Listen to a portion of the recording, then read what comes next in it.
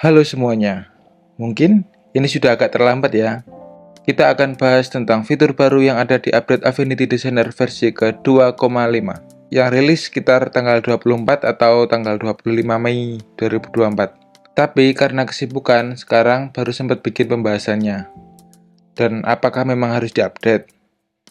Atau nanti saja? Bahas bareng yuk!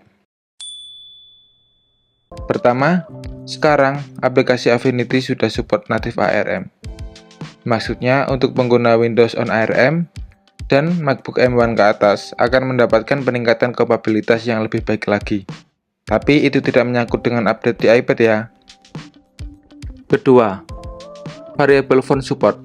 Di iklan dari Affinity, fitur ini memungkinkan kita untuk mengubah tingkat ketebalan dari sebuah font hanya dengan geser-geser saja. Terlihat sangat memudahkan dan menakjubkan. Tapi di sini aku juga menemukan batasannya. Kita coba dulu ya fiturnya. Buat dulu teks yang akan jadi percobaan. Lalu di panel teks, klik panah ke kanan yang sejajar dengan icon bold, garis miring, dan lain-lain. Lalu pilih variation. Di sana akan ditampilkan banyak settingan. Kita bisa mengatur ukuran optik, berat badan, grade, lebar, dan kemiringan. Benar-benar sangat keren. Tapi tentu saja fitur ini memiliki batasan, yaitu tidak bisa bebas menggunakannya kepada semua font.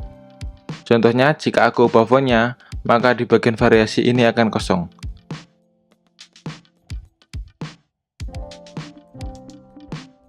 Saat ini, font yang didukung hanya beberapa saja, yang bisa dicek di website Affinity langsung atau bisa di link di deskripsi ya. 3. Stroke Width Tool. Fitur ini juga sangat powerful dan memudahkan dalam proses pembuatan desain. Yaitu, sekarang kita bisa mengubah ukuran dan bentuk line hanya dengan geser-geser saja di bagian lainnya. Yang sebelumnya kita harus mengaturnya di panel stroke, sekarang sudah tidak perlu lagi. Kita coba bikin line-nya dulu.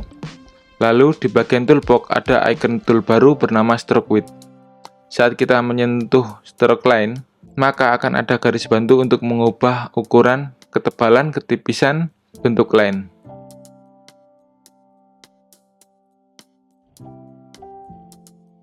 Coba lihat, bisa se-fleksibel ini.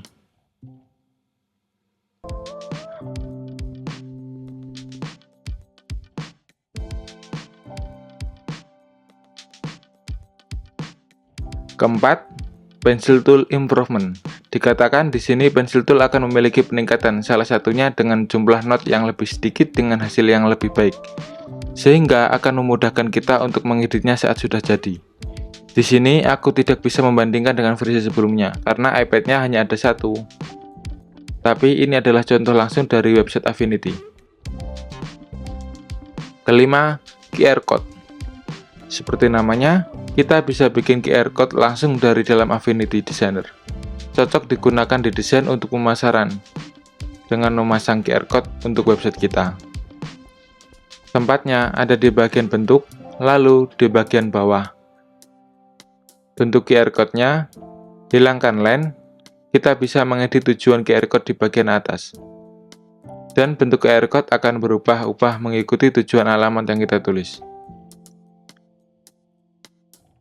Lalu ada beberapa fitur lain seperti default preset untuk grid dan panel dialog tipografi. Tapi hanya untuk versi Windows dan macOS saja ya, sehingga tidak bisa membahasnya. Dan tentu saja peningkatan-peningkatan lain seperti kecepatan, smooth, dan lain-lain. Bagaimana menurut kalian dengan update kali ini? Apakah fitur-fiturnya bisa memudahkan kalian dalam mendesain? Apakah kalian akan segera update? Sampai jumpa di video berikutnya. Jangan lupa klik like, comment, and subscribe ya. Cia!